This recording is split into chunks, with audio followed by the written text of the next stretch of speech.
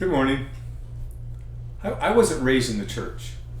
I became a Christian when I was 20 and never really went to church before that. But when I became a Christian and started working with children, there was a very popular song that we used to sing. So I'm going to sing it for you. And I want you to know how hard this is for me to sing a song to you.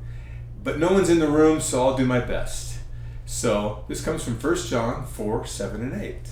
Beloved, let us love one another, for love is of God, and everyone that loveth is born of him, and knoweth him. He that loveth not, knoweth not God, for God is love. Beloved, let us love one another, 1 John 4, 7 and 8. Well, if you remember that song, it's stuck in my head forever. And it is pretty much a quotation of 1 John 4, 7 and 8, primarily from the King James. But let's look at it for a moment, because John now spends the rest of chapter 4 talking about the love of God, his love for us, and how we are to love one another. But 1 John 4, 7, beloved, let us love one another, for love is from God. And remember, this book here has been creating opposites, black and white, no gray, no middle ground. Love is from God. It's not from the evil one. God is the source of love. For love is from God, and whoever loves has been born of God and knows God. One translation says, whoever loves has been fathered by God and knows God. So this is an intimacy here it's talking about, that love, God is the source of all love. And if you know him, then you will be someone who loves.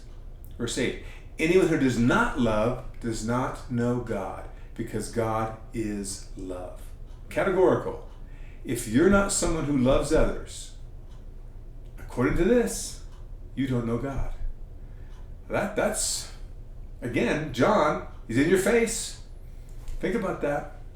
Verse 9, in this the love of God has been made manifest among us, that God sent his only Son into the world so that we might live through him.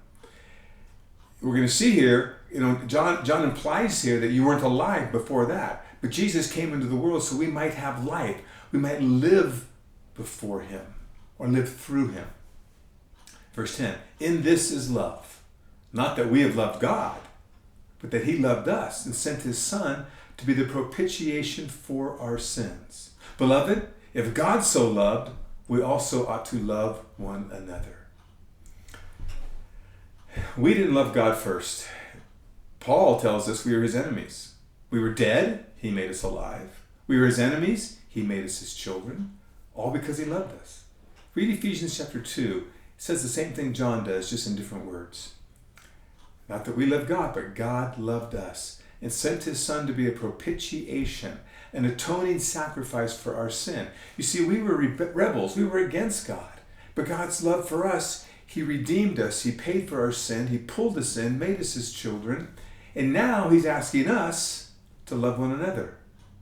So verse 12, no one has ever seen God.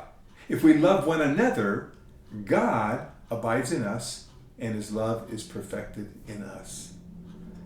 John says this in the Gospel of John 1:18, says it here, no one has ever seen God except the only begotten God, Jesus Christ, who has come to reveal him to us.